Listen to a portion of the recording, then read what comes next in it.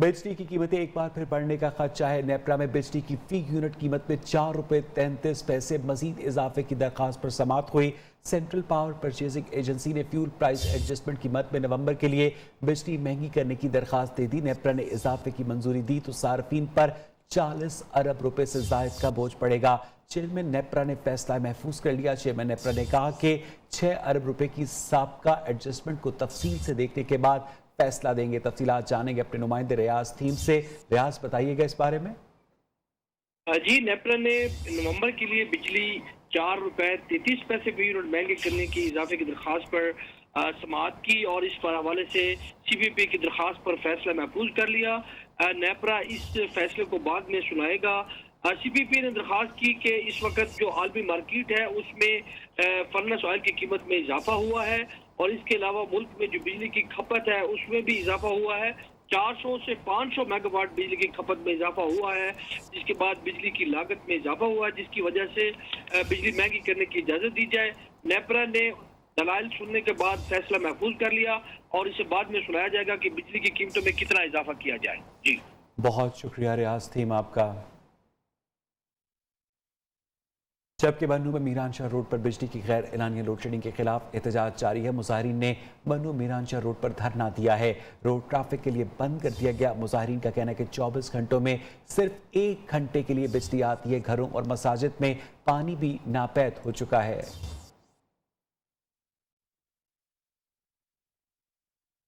Peoples party की नायब सदर शहरी रहमान सेनेट में इजहार ख्याल कर रही हैं। होंगे ये आपकी न्यू इक्तिसादी बहाली होगी, वो बैनुल अक़वामी साम्राज्य से जवाबदेह होंगे, आपको नहीं जवाबदेह होंगे। और इस पर मुझे बहुत अफसोस है, ये कहाँ पाकिस्तान को ले जा रहे हैं। 40 अरब डॉलर आपने इस वक्त कर्जे ले लिए हैं, ये आपकी इकोनॉमिक सिक्योरिटी होगी। और अभी आप मिनी बजट पास करने जा रहे हैं जिसके लिए आपके इस वक्त एलाइज तैयार नहीं है। आपके एलाइज इस वक्त तैयार नहीं हो रहे हैं तो सेशन मुअख्खर होता जा रहा है। वो भी डर रहे हैं कि अवाम को कैसे जवाब देंगे। जो लोग अवाम से वोट लेके आते हैं वो डर रहे हैं कि वो अवाम को कैसे जवाब देंगे कि आप इतना बड़ा 6 बिलियन डॉलर का मिनी बजट ला रहे हैं, 600 अरब का मिनी बजट ला रहे हैं, जिसमें पता नहीं 350 की नहीं है नेशनल सिक्योरिटी पॉलिसी क्या है, जिसमें जो पार्लियामान के सामने नहीं आई, जिसमें पार्लियामान पर बहस नहीं हुई, जिसमें पार्लियामान का कोई हिस्सा नहीं है, जिसमें पार्लियामान ने प्राइम मिनिस्टर जो लीडर ऑफ द हाउस होते हैं आके उन्होंने किसी से कुछ पूछा नहीं। जी। तो चेयरमैन साहब, इसमें इस वक्त खारजा अमूर भी आते हैं। चेयरमैन साहब, इसमें खारजा अमूर भी आते हैं, नेशनल सिक्योरिटी पॉलिसी में आते हैं। इस वक्त मेरे सामने रहमान साहब 7 मिनट वादे के मुताबिक। सर, मैं आपसे वादे के मुताबिक हाउस ऑर्डर में मैं जल्दी खत्म कर जी, बैठ जाएं जी, खत्म मैं आपसे पूछना चाहती हूँ, बस इसके बाद बिजनेस पे आ रहा हूँ कि क्या इसमें वो ग्रुप्स हैं, इसके बाद बिजनेस वो रियासत के खिलाफ वो ग्रुप्स हैं। नहीं, देखिए चेयरमैन साहब, आप प्लीज तशरीफ रखें। आप बोले, आपका माइक ऑन है जी। यहाँ तशरीफ कहा जा रहा है TTP के, प्लीज तशरीफ नहीं जाएगा आपका बिजनेस, प्लीज TTP का नहीं जाएगा आपका बिजनेस हुआ है चेयरमैन साहब, जिसमें 1 मिनट की बात है, बस 1 मिनट से ज्यादा ही नहीं, बस प्लीज। थैंक यू मोहसिन साहब। वो ग्रुप्स जो पाकिस्तान के खिलाफ जिहाद अनाउंस कर रहे हैं, जो पाकिस्तान की रियासत के खिलाफ जिहाद अनाउंस कर रहे हैं, अपने वेबसाइट पे अनाउंस कर रहे हैं, उनको आप बहाल करना चाह रहे हैं, उनको आप तस्लीम करके उनको मेन स्ट्रीम करना चाह रहे हैं, तो बताएं कौन सी नेशनल सिक्योरिटी पॉलिसी है जो इकोनॉमिकली सेंटर्ड है। टेल अस कि IMF उसका हिस्सा, IMF उसको चलाएगा। सॉरी, इसको लेकर यहाँ पे और बात करने दे हमें जी। ये बात नहीं करने दे रहे, ये बात नहीं कर। चलिए साहब, देखें, मैं ये कह रही हूं कि चाहे आप फॉर्मल सिक्योरिटी ले लें। अब आपको बताएं कि वफाकी वज़ीर दाखिला शेख रशीद अहमद ने रावलपिंडी में मीडिया से गुफ्तगू की। वफाकी वज़ीर दाखिला शेख रशीद ने कहा कि मिनी बजट पास होने से कोई क़यामत नहीं आएगी। नवाज शरीफ आना चाहते हैं तो ज़रूर आएँ, अगर नहीं आते तो भी कोई फ़र्क नहीं पड़ने वाला। शेख रशीद का कहना था कि बल्दियाती इंतखाबात हो रहे हैं, तहरीक इंसाफ वज़ीर आज़म इमरान खान की क़यादत में आइंदा आम इंतखाबात में भरपूर हिस्सा लेगी। 3 खानदान के लोग पहले यहाँ पर आए और सियासी ताबूत को कंधा देने के लिए 4 पायों के उठाने पड़ते हैं, तो चौथा पाया कोई मंगा ले, लंदन से मंगा लें, कहीं से मंगा लें। और ये जो एक तूफान खड़ा किया जा रहा है जी, वो आ रहा है, वो जा रहा है, कोई फर्क नहीं पड़ता, यहीं से गए। वन वे टिकट देता हूँ आपको, आप बताएं किस दिन आना चाहते हैं, उस दिन का आपको वीजा और पासपोर्ट देता हूँ। इमरान खान अल्हम्दुलिल्लाह ढंके की चोट से 5 साल पूरे करेंगे और अगला इलेक्शन हम जोरदार लड़ेंगे इमरान खान के साथ मिलकर।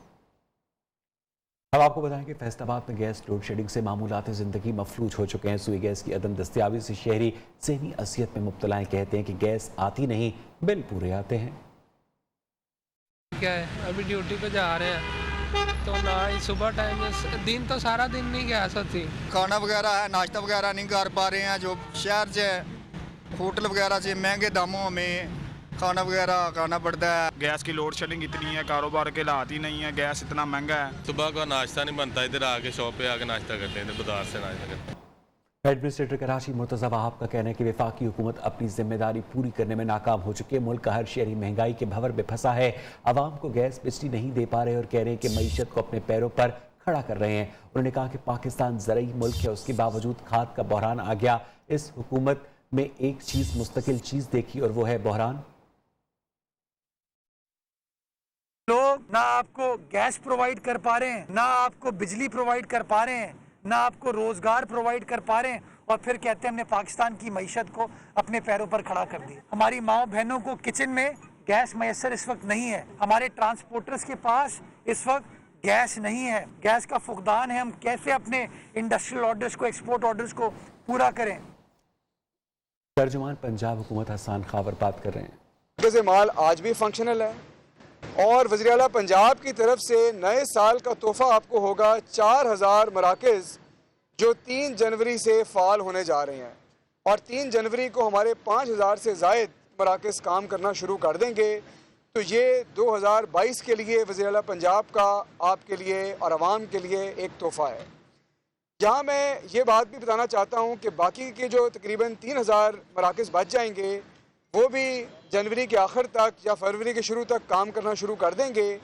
इसकी असल तारीख जून 2022 थी, लेकिन वज़ीर आला की हिदायत पे और SMBR साहब की कोशिशों से उस टाइम लाइन को हमने बहुत स्क्वीज़ किया है और ये अपने वक्त मुकर्ररा से 5 माह पहले ये मंसूबा मुकम्मल हो जाएगा।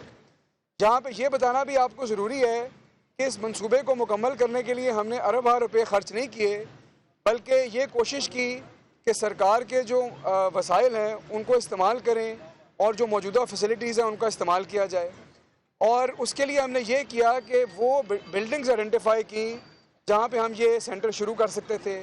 कहीं पे वो बुनियादी मरकज़ सेहत की बिल्डिंग है, कहीं वो पटवारी की है, कहीं किसी और चीज़ किया, तो वहाँ पे हमने किया।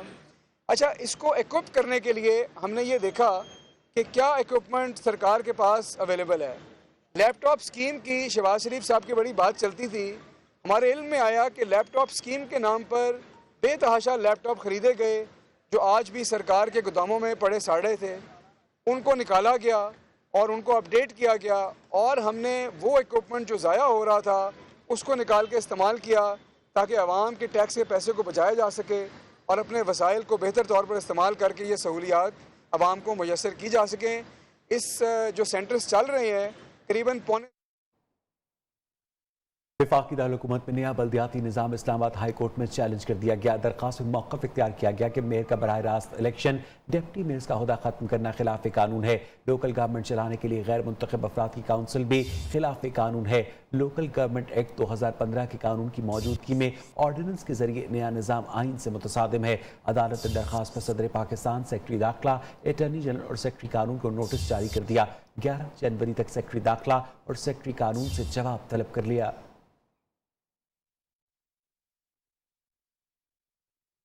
इलेक्शन कमीशन ने आम इंतखाबात 2023 की तैयारियां शुरू कर दी। इंतखाबी अमले के तरबियती मॉड्यूल्स का जायजा लेने के लिए अहम इजलास आज बुला लिया। सराय के मुताबिक इजलास में तरबियत के लिए इस्तेमाल होने वाले मवाद में बेहतरी पर गौर होगा। इजलास में शोबा ट्रेनिंग के अफसरान और इलेक्शन कमीशन के दीगर मुतल्लिका हुक्काम भी शरीक होंगे। तफसीलात जानेंगे अपनी नुमाइंदा ज़रमीन ज़हरा से। ज़रमीन, बताइएगा इस इजलास का एजेंडा।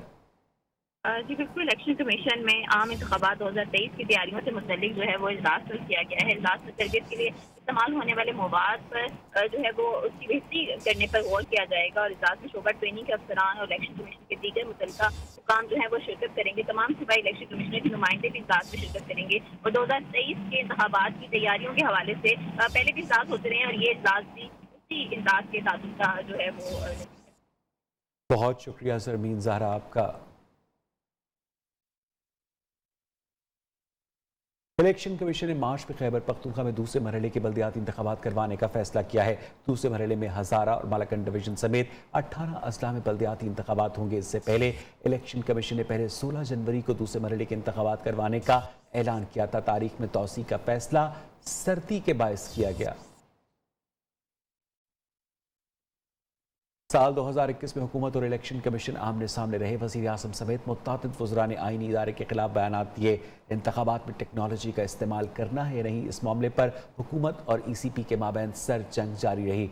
ज़रमीन ज़हरा की रिपोर्ट। साल 2021 इलेक्शन कमीशन के लिए अहम साल रहा। डस्का इलेक्शन पर फैसला देकर इलेक्शन कमीशन ने हुकूमती हलकों में हलचल मचा दी। वफाकी वज़रा फवाद चौधरी और आजम समाती को सख्त अल्फाज इस्तेमाल करने पर नोटिस के बाद माफी मांगना पड़ी। हुकूमती कोशिशों के बावजूद सैनिक इंतखाबात शो ऑफ हैंड की बजाय माजी की तर्ज पर चुनाव कराने का फैसला किया गया। रवां बरस बल्दियाती इंतखाबात में ज़ाब्ता अखलाक की खिलाफ वर्जियों पर स्पीकर कौमी असम्बली वफाकी वजीर अली अमीन गंडापुर, बिलावल भुट्टो जरदारी समेत मुतअद्दिद अरकान पार्लियामेंटेरियंस को इलेक्शन कमीशन ने शो कॉज नोटिस के साथ जुर्माने आयद किए। वज़ीर आला सिंध मुराद अली शाह समेत मुतअद्दिद सूबाई वज़रा भी जुर्माने की जद में आ गए। रवां साल 26 जुलाई 2021 को इलेक्शन कमीशन के मेंबर पंजाब और खैबर पख्तूनख्वा रिटायर हो गए। 2 नए मेंबरान की तकरीरी का फैसला भी ताहाल न हो सका। आम इंतखाबात 2018 में मजमूई तौर पर 299 इंतखाबी ज़दारियाँ 3 साल भी अल्तवा का शिकार रही। साबिक secretary election commission Afzal Khan का कहना है ज़दारियों में ताखीर मजमूई तौर पर जस्टिस सिस्टम की खराबी का नतीजा है। हमने 4 महीनों के लिए रिटायर्ड जजेस को भर्ती किया।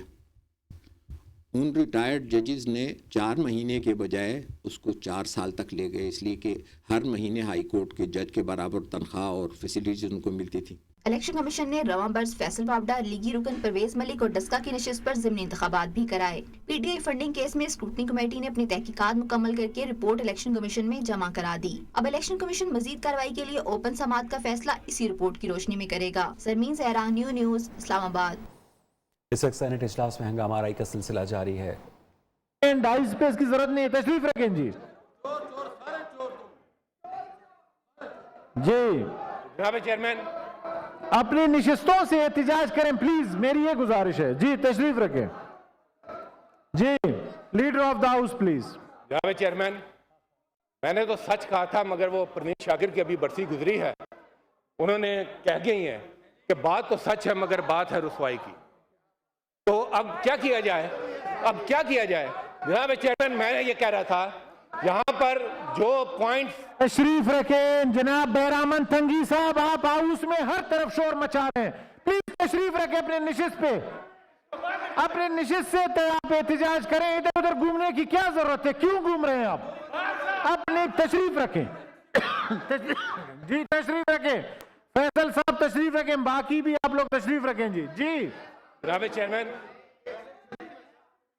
जनाब चेयरमैन, आप लोग एहतजाज जब करें, मेरी आज लीडर साहब एक सेकंड, मेरी आप अपोजिशन से भी और ट्रेजरी बेंचेस से गुजारिश है कि जब भी आप एहतजाज आपका हक है जरूर करें, लेकिन अपनी निशिस्तों से करें, बजाय डाइस पे आए और इस हाउस को माहौल खराब करें, ये अच्छी बात नहीं है। आप एहतजाज जो दिल है करें, अपने निशिस्तों से करें, मैंने कभी किसी को मना नहीं किया, लेकिन ये रवायत बड़ी गलत डाल रही है पोजीशन। और बैरामन तंगी साहब बिल्कुल मेहरबानी फरमाएं, इतना शोर ना करें, मेरी आपसे गुजारिश है बस। थैंक यू जी। जी अब आप चेयरमैन जी बाद में मौका देंगे सबको, जी आप बैठ जाएंगे। अब वो बोलने दे, लीडर ऑफ द हाउस खड़े हैं, अब इस तरह नहीं होगी, तशरीफ रखें। लीडर ऑफ द हाउस खड़े हैं, तशरीफ रखें अपने। चलें ठीक है जी, बोलें जी। जी तशरीफ रखें, तशरीफ रखें हमायूं साहब, जनाब अफनान साहब तशरीफ रखें। Thank you sir. जी जनाब चेयरमैन, फैसल प्लीज। जी जनाब चेयरमैन, मैं पॉइंट टू पॉइंट सिर्फ उन नुकात का जवाब देना चाह रहा हूँ जो यहाँ से उठाए गए। पहला नुक्ता नेशनल सिक्योरिटी पॉलिसी पेपर का। तो मैंने ये कहा कि आज तक किस हुकूमत ने नेशनल सिक्योरिटी पॉलिसी पेपर दिया? किसी हुकूमत ने आज तक नेशनल सिक्योरिटी पॉलिसी पेपर नहीं दिया। ये पहली मर्तबा इमरान खान की हुकूमत को इजाज़त हासिल होता है कि एक नेशनल सिक्योरिटी पॉलिसी पेपर आया। नंबर 2, कहा गया कि हमें माना, एंड अप्रिशिएट दैट, माना कि हमें दावत मिली। कहा गया कि पार्लियामान की जो कमेटी है नेशनल सिक्योरिटी की, आप वहाँ तशरीफ़ लाएं और उस पर आपके जो तहफ़्फ़ुज़ात हैं वो आप अपने पेश करें। जब वो पॉलिसी ड्राफ्ट की शक्ल में थी, यानी कि उस ड्राफ्ट को इम्प्रूव करने के लिए आप जो अपना कंट्रीब्यूशन देना चाहते हैं प्लीज़ दें, हम सारा ड्राफ्ट आपके सामने रखते हैं। ये नहीं आए। क्या कह रहे हैं? कहते हैं क्योंकि उस कमेटी में प्राइम मिनिस्टर नहीं थे, लिहाजा हमने आना मुनासिब नहीं समझा। ओके, आपकी बात सुन ली। अब मेरा सवाल ये है कि उसके बाद एक नेशनल सिक्योरिटी ब्रीफिंग्स भी होती रही, उसमें भी प्राइम मिनिस्टर नहीं थे, मगर फर्क क्या था दोनों में? मगर दोनों में फर्क क्या था? फर्क प्राइम मिनिस्टर का नहीं था। नेशनल सिक्योरिटी की जब ब्रीफिंग हुई, वहां वर्दी वाले थे, ये भागे आए सारे, और ये पार्लियामान की कमेटी थी, वहां पर वर्दी वाले नहीं थे, वहां पर हमें कोई नजर नहीं आया। ये फर्क है, प्राइम मिनिस्टर का फर्क नहीं था। आप देख लें, दोनों का कंपोजिशन देख लें, मैं नहीं कह रहा, आप दोनों का कंपोजिशन देख लें ना, और इनका बिहेवियर देख लें। तो ये जो है दूसरी बात ये करते हैं, नहीं वो देखें ना, वो तो बामुलादा होशियार, मतलब वो तो खैर जाने दें इसको। दूसरी बात इन्होंने बात की सर इकोनॉमी की, इन्होंने सर इकोनॉमी की बात की सर, ठीक है, कोई नहीं सर, ये कोई नहीं, होता है सर, होता है, कोई बात नहीं, होता है। जब इलेक्शन करीब आ रहा है तो किबले कभी इधर से कभी उधर कुतुबनुमा की तरह बदलते रहते हैं, कभी बैनुल अक़वामी, कभी ये कभी वो, खैर कोई बात नहीं, कुतुबनुमा है, कोई बात नहीं। बात हुई सर साथ ही सिक्योरिटी की, इकोनॉमिक सिक्योरिटी की बात हुई, और बड़ा ही दिल पे हाथ रख के कहा कि जनाब IMF और स्टेट बैंक और ये वो। सर पहली मर्तबा सर याकूब, मुझे याद है सर, मोहम्मद याकूब साहब आए थे IMF से, 6 साल इनकी हुकूमतें में गुजारे। IMF की ये बात करते हैं सर, पाकिस्तान के IMF की 61 साल की तारीख है, 21 मरतबा ये जा चुके हैं IMF में, 22वीं मरतबा और पहली मरतबा PTI IMF प्रोग्राम के पास गई। नंबर 1। नंबर टू सर, इसमें भी इनका रिकॉर्ड का जवाब नहीं। सबसे ज्यादा 10 मरतबा पीपल्स पार्टी की हुकूमत जो है वो IMF प्रोग्राम ले चुके हैं, 10 मरतबा, और इनको यह भी एजाज हासिल है कि सबसे बड़े बेल आउट पैकेजेस भी ये लेते रहे हैं। करते क्या थे सर? IMF प्रोग्राम हमें इकोनॉमी सिखाते हैं, IMF प्रोग्राम सिर्फ लेंडिंग के लिए नहीं होता, उसके साथ वो कहता है स्ट्रक्चरल रिफॉर्म्स भी करें। तो जो इतने अरसे के लिए आप जो इतने बड़े बड़े कर्जे, 10 मरतबा तो सिर्फ आप गए हैं, 4 मरतबा PMLN गई है, तो वो जो कर्जे रहते रहे तो वो कहाँ आपके लल्ले तललों में खर्च होते रहे? क्यों नहीं की स्ट्रक्चरल रिफॉर्म? और कर्जों की बात करते हैं, मैंने उस दिन भी कहा था आपके लिए वे 55 अरब रुपए के कर्जे हमारे सर पर हैं, जिसमें से हम 29 अरब अभी दे चुके हैं, 12 अरब इस साल दे रहे हैं और 12 अरब हम अगले साल देने जा रहे हैं आपके लिए हुए कर्जे। तो आप हमसे ये वाली बात ना करें, आप खातिर जमा रखें, इलेक्शन का वक्त आने वाला है, आप अपने किबले जहां मर्जी करें, हमारा किबला तो अवाम की तरफ है। और बैनुल अक़वामी साम्राज्य की भी बात सर हुई, कल यहाँ पर सर लीडर ऑफ अपोजिशन, आप रिकॉर्ड निकाल, लीडर ऑफ अपोजिशन, उन्होंने यहाँ खड़े होकर कहा तकलीफ हो रही है सर, मुझे लग रहा है मैं किसी अस्पताल के वार्ड में खड़ा हूँ सर, किसी अस्पताल के वार्ड में खड़ा हूँ। कल यहाँ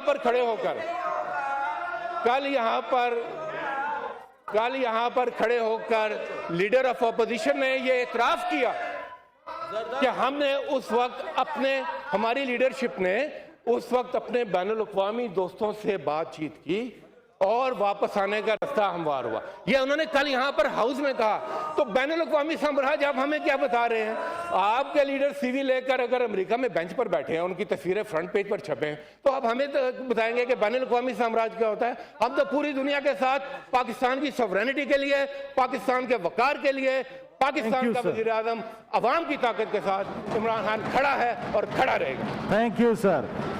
calling attention notice of senator Mushtaq साहब। जी सर, ऑर्डर नंबर 20 सर। शुक्रिया मिस्टर चेयरमैन। मुश्ताक साहब कह रहे हैं कि जी मेरा कॉलिंग अटेंशन ले लें। उसके बाद मैं सर इधर ही हूं आपके साथ डॉक्टर जी। अच्छा जी, ना ही समझना है तो फिर मैं भी छुट्टी कर लूंगा। जी बताएं। I, Senator Mushtaq Ahmed, ji sir, want to draw attention of the Minister for the Railways towards laying up of the jobs of railway patrollers, thus leaving the railway tracks insecure to the terrorist activities. Mr. Chairman, ji please start करें। बहुत अहम issue वाह जी अली मोहम्मद खान साहब। एक तो minister railway जो हैं वो मौजूद नहीं है। आप मिनिस्टर रेलवे तो नहीं है हजरत, आप तो मौजूद हैं, आप तो हम देख रहे हैं, लेकिन उनको मौजूद होना चाहिए था। सर वो आज शहर से बाहर थे किसी इंपॉर्टेंट में, उन्होंने कहा था कि अगर चाहते हैं तो डेफर कर दे, मैं खुद जवाब दे दूंगा। इतनी जैमिंग लेकिन आपने कहा कि जी मेरा बिजनेस बहुत ज्यादा इसलिए वो तैयार है। हाँ मिस्टर चेयरमैन, रेलवे जिस तरह आप लोगों को इल्म है कि एक कौमी दिफाई और स्ट्रेटेजिक इदारा है, बदकिस्मती से इस वक्त रेलवे। और इससे पहले सेनेट इजलास में सेनेटर दोस्त मोहम्मद की वजीर दाखिला शेख रशीद पर तनकीद का। शेख रशीद टीवी पर रोजाना नजर आते हैं लेकिन ऐवान में आज तक शक्ल नहीं दिखाई। चेयरमैन सेनेट ने कहा कि शेख रशीद ऐवान को अपना दीदार करवाएं। अली मोहम्मद खान ने हल्के फुल्के अंदाज में जवाब दिया कि शेख रशीद और दोस्त मोहम्मद मुकाबला हुस्न करवाया जाए। सेनेटर मौलाना अताउर रहमान को मुकाबला हुस्न का जज मुकर्रर किया जाए। शेख रशीद जो है ना प्रिंट मीडिया पे और इलेक्ट्रॉनिक मीडिया पे डेली नजर आते हैं और यहाँ पे कभी हमने इसकी शक्ल भी नहीं देखी कि किस किस्म का शक्ल है। बिल्कुल सही कह रहे हैं शेख साहब, को आना चाहिए और यहाँ हमें जवाब दें और ताकि हम उसका शक्ल भी तो देख लें कि किस किस्म का बंदा है। कौमी असम्बली की कायमा कमेटी बराए इत्तलाफ में साबिक चीफ जस्टिस साकिब निसार और साबिक चीफ जज राना शमीम की तलबी पर हुकूमत और अपोजिशन आमने सामने आ गए। कौमी असम्बली सेक्रेटेरिएट ने कायमा कमेटी का आज होने वाला इजलास स्केड्यूल से निकाल दिया। चेयरमैन कायमा कमेटी मियां जावेद लतीफ इजलास करने पर पसंद हैं। आज 2 बजे पीपल्स पार्टी और नून लीग के अरकान को पीटीवी हेडक्वार्टर्स के बाहर बुला लिया। कायमा कमेटी ने दोनों साबिक जज साहिबान के लिए सवालनामा भी तैयार किया है। तफसीलात जानेंगे ब्यूरो चीफ इस्लामाबाद अली शेर से। अली शेर बताइएगा इस बारे में। जी बिल्कुल, 29 दिसंबर को यानी आज जो है वो चेयरमैन कायमा कमेटी इत्तलात और नशरियात ने इजलास तलब कर रखा है और उस इजलास का जो शेड्यूल है वो कौमी असम्बली सेक्रेटेरिएट में तब्दील कर दिया है। वजह उसकी ये बनी कि वफाकी वज़ीर इत्तलात फवाद चौधरी ने एक लेटर लिखा था चेयरमैन कायमा कमेटी को, जिसमें यह कहा गया था कि साबिक चीफ जस्टिस मियां साकिब निसार और साबिक जज जो है राना शमीम, उनका मामला चूंकि इस्लामाबाद हाई कोर्ट में है, इसलिए जो मामला अदालत में जेर गौर हो उस पर कायमा कमेटी में बहस नहीं की जा सकती। इसको तो हुकूमत ने ये मौकफ लेते हुए इस इजलास को जो है वो शेड्यूल से निकाला है। लेकिन चेयरमैन कायमा कमेटी मियां जावेद लतीफ जो है उन्होंने पीपल्स पार्टी और नून लीग के अरकान को आज पीटीवी के बाहर 2 बजे का जो टाइम था इजलास का उस पर बुला लिया और कहा है कि अगर इनको जगह ना दी गई जाने की उसके लिए तो उसका ये किसी भी सूरत में वो ये नहीं करेंगे कि उनको वहां पे अंदर अगर जाने ना दिया जाए। बहुत शुक्रिया आपका अपडेट करने के लिए। फॉरेन मेडिकल ग्रेजुएट्स का पाकिस्तान मेडिकल कमीशन की पॉलिसियों के खिलाफ एहतजाज का ऐलान। एनएलई के बाद दूसरे इम्तहान के खिलाफ 3 जनवरी को पीएमसी के बाहर मुजाहरा किया जाएगा। बैरून मुल्क से डिग्री लेने वाले डॉक्टर्स का कहना है कि 2 मराहिल में इम्तहान किसी सूरत कबूल नहीं। लाखों रुपए फीस देकर बैरून मुल्क से मेडिकल की तालीम हासिल की लेकिन पीएमसी को डिग्रियों पर एतमाद नहीं। 3 जनवरी को पीएमसी के बाहर मुजाहरा किया जाएगा। तफसीलात जानेंगे अपनी नुमाइंदा आयशा शुएब से। आयशा बताइएगा इस बारे में। जी बिल्कुल, देखिए फॉरेन मेडिकल ग्रेजुएट्स ने पीएमसी के बाहर पड़ाव डालने की फिर से एक बार ठान ली है। मुल्क भर से 3 जनवरी को फॉरेन मेडिकल ग्रेजुएट्स जो हैं वो पीएमसी के बाहर पहुंचेंगे, जबकि तर्जुमान के मुताबिक डॉक्टरों की तैयारियां जो हैं वो हतमी मराहिल में दाखिल हो गई हैं। सैकड़ों की तादाद में डॉक्टर्स जो हैं वो पीएमसी के बाहर मुजाहरा करेंगे। तर्जुमान फॉरेन ग्रेजुएट्स का कहना है कि पीएमसी ने पहले डॉक्टर्स पर एनएलई लागू किया था, उसके बाद अब एनएलई 2 जो है वो भी लागू किया जा रहा है। पीएमसी अपने ही कानून मानने को तैयार नहीं है, जिसकी वजह से 3 जनवरी को एक बड़ा मुजाहरा होने जा रहा है पाकिस्तान मेडिकल कमीशन के बाहर। जी बहुत शुक्रिया आयशा शुएब आपका।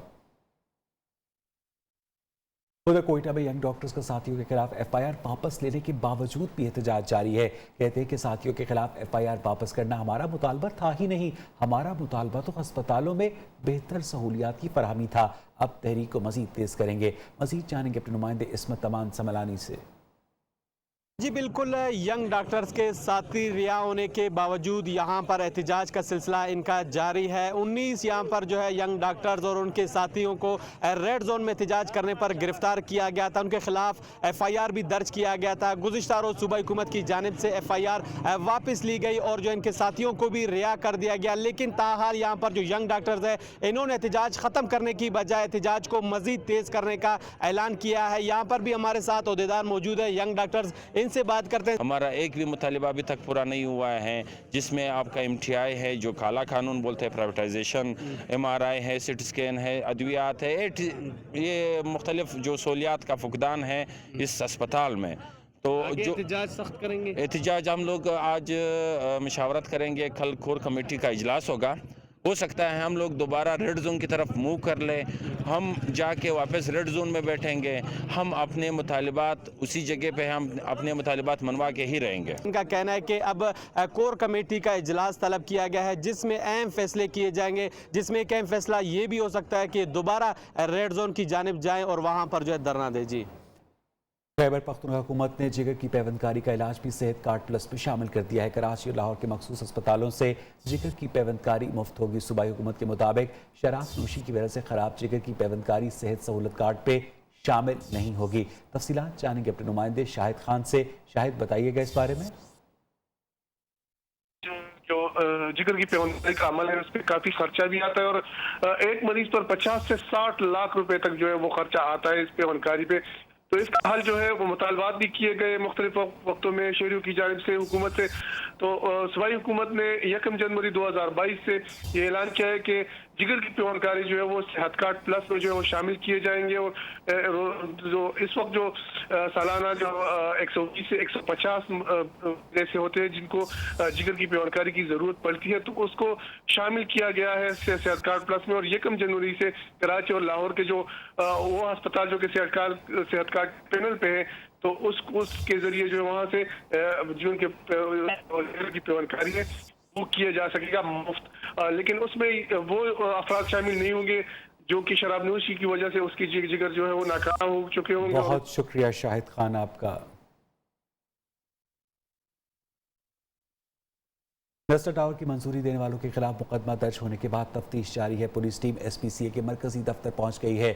मुतालिका अफसरान से पूछताछ की जा रही है। पुलिस हुकाम के मुताबिक मुलव्वस अफसरान को शामिल तफ्तीश किया जाएगा। तफसीलात जाने के अपने नुमाइंदे सरफराज कायम खानी से। सरफराज, अपडेट कीजिएगा। जी, SSP इन्वेस्टिगेशन ईस्ट की सरबराही में अल्ताफ हुसैन की सरबराही में जो है बिल्डिंग कंट्रोल अथॉरिटी के तरफ में छापा मारा गया। बिल्डिंग कंट्रोल के अंदर पुलिस की भारी नफरी दाखिल हो चुकी है। गुज़िश्ता रोज भी जो है वो रिकॉर्ड तलब किया गया था नस्ला टावर के हवाले से कि नस्ला टावर के बनने के अंदर किस किस अफसर के मुलविस होने का इम्कान है और ये कौन कौन अफसर उस वक्त तैनात थे, उनके हवाले से रिकॉर्ड तलब किया गया था। लेकिन आज ये देखने में आया कि मुकदमा दर्ज होने के बाद SSP east investigation Altaf Hussain की सरबराही में छापा लगा। भारी नफरी ने जो है वो सिंध बिल्डिंग कंट्रोल अथॉरिटी के दफ्तर को घेरे में ले लिया है। इसके साथ ही साथ जो बिल्डिंग कंट्रोल के अंदर कोई अफसर मौजूद नहीं था, मुश्ताक सुमरो मौजूद थे, जबकि DG SBCA जो है वो भी पहुंच चुके हैं, जबकि डायरेक्टर जमील मेमन भी वहां पहुंच चुके हैं। अब पुलिस हुकाम की जानिब से बताया जा रहा है कि मुकदमे के अंदर जो अफसरान नामजद हैं या जो अफसरान उस वक्त तैनात थे उनको शामिल तफ्तीश किया जाएगा। बहुत शुक्रिया आपका अपडेट करने के लिए। पाकिस्तानी नयाद अमरीकी शहरी वजिया सवाती के कत्ल केस में गिरफ्तार तीनों मुल्जिमान के जिस्मानी रिमांड में 3 दिन की तौसी। तीनों मुल्जिमान को रावलपिंडी की सिविल कोर्ट में पेश किया गया। दौरान समाअत पुलिस ने मौका पर इख्तियार किया कि मुलजिमान से आला कत्ल और वारदात में इस्तेमाल की जाने वाली गाड़ी बरामद करनी है, मजीद जिस्मानी रिमांड दिया जाए। अदालत ने इस्तिदा मंजूर करते हुए मुलजिमान के जिस्मानी रिमांड में मजीद 3 दिन की तौसीह कर दी। मकतूला की वकील ने मीडिया से गुफ्तगू में बताया कि मुलजिमान के DNA सैंपल गुज़िश्ता रोज़ हासिल कर लिए गए हैं। बुलेटिन में वक्त हुआ एक ब्रेक का। Welcome back. वज़ीर-ए-आज़म के नुमाइंदे ख़ुसूसी बराए ख़ारिजी उमूर अल्लामा ताहिर अशरफी की चीफ जस्टिस से सानिया सियालकोट के मुलजिमान के खिलाफ ट्रायल तेज़ करने का हुक्म देने की अपील। रावलपिंडी में इज्तिमा से खिताब में कहा कि मुजरिमों को सज़ा देना रियासत का काम है, किसी को खुद मुद्दई और जज बनने की इजाज़त नहीं दी जा सकती। सियालकोट वाक़े में श्रीलंकन शहरी को नज़्म व ज़ब्त में सख्त होने पर निशाना बनाया गया। जिन लोगों ने श्रीलंकन शहरी को निशाना बनाया उनमें से अक्सर को दुरुस्त तरीके से कलमा भी नहीं आता था।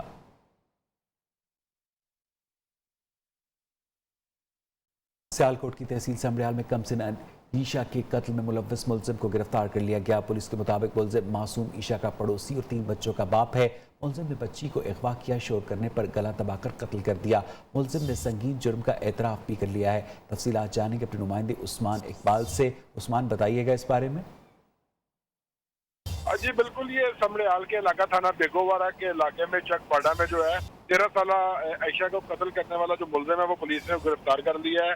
मुलजिम जो है वो इस्तफाक मुलजिम ईशा का पड़ोसी भी है और 3 बच्चों का बाप भी है।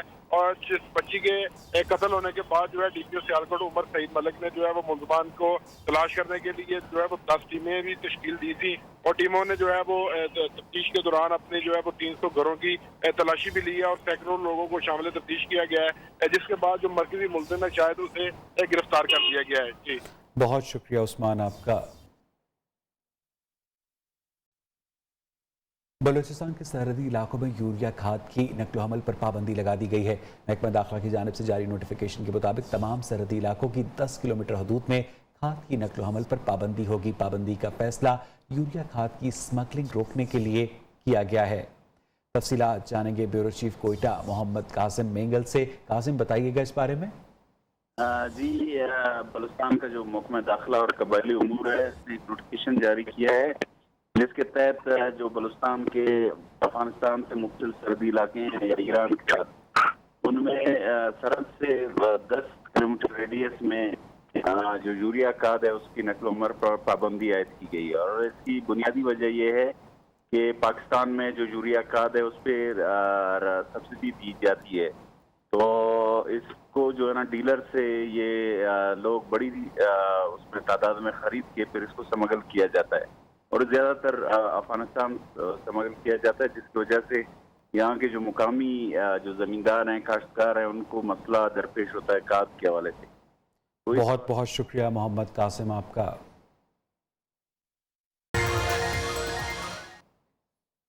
गिलगित बल्तिस्तान के मुख्तलिफ अजला में शदीद सर्दी का राज है। गांचे में खून जमा देने वाली सर्दी ने शहरियों की मुश्किलात मजीद बढ़ा दी हैं। मजीद जानेंगे अपने नुमाइंदे खान शुमाली से।